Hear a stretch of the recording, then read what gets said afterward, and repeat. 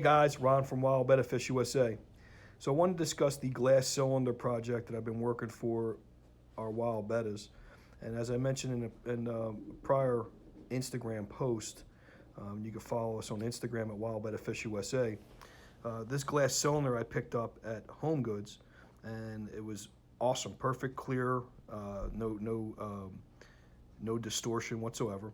I had a 1/4 inch round acrylic top made, and I used rubber door stoppers to actually create that little gap that I was showing you with the sticker, so I can run the airline tubing through the back, so I can run one of my favorite style filters for Wild Bettas, which is air-driven sponge filter.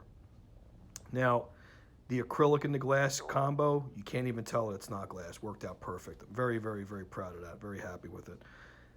Like I mentioned prior, there was very little, if not any, distortion whatsoever, so you can see directly through it.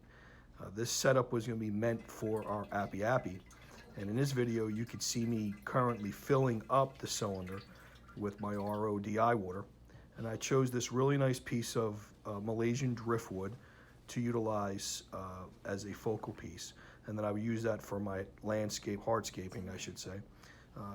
A piece of Indian almond leaf, some inoculated sand directly out of Frog's setup. Frog has a lot of sand in this tank, so he had some to spare, and that would add some beneficial bacteria to the actual setup itself and help with filtration.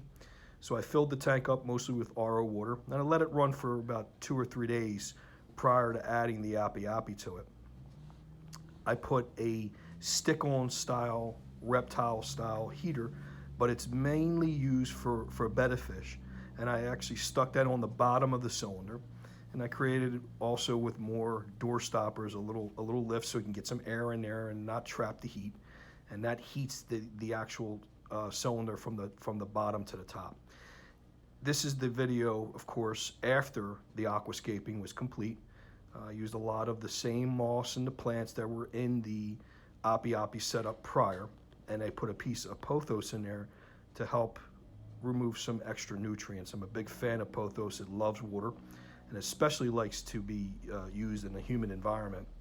As far as the light, I'm using a standard, nice, really furniture style lamp with a 6,000 Kelvin light bulb.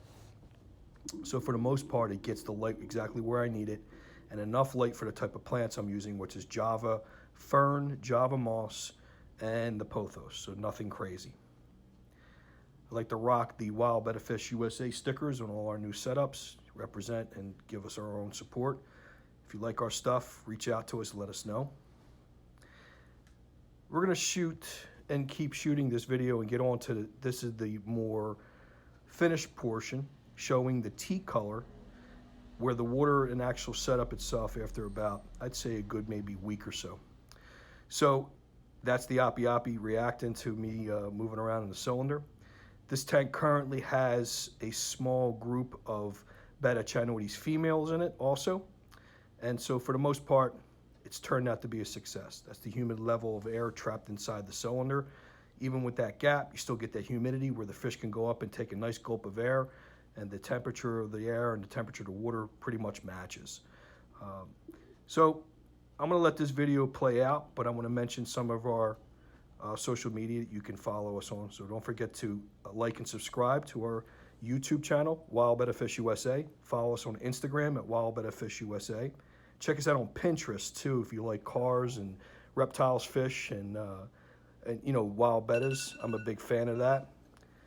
And as you can tell by the Appy Appy in this tank cruising by, he's going to come around again one more time. So far, so good. The setup is a success.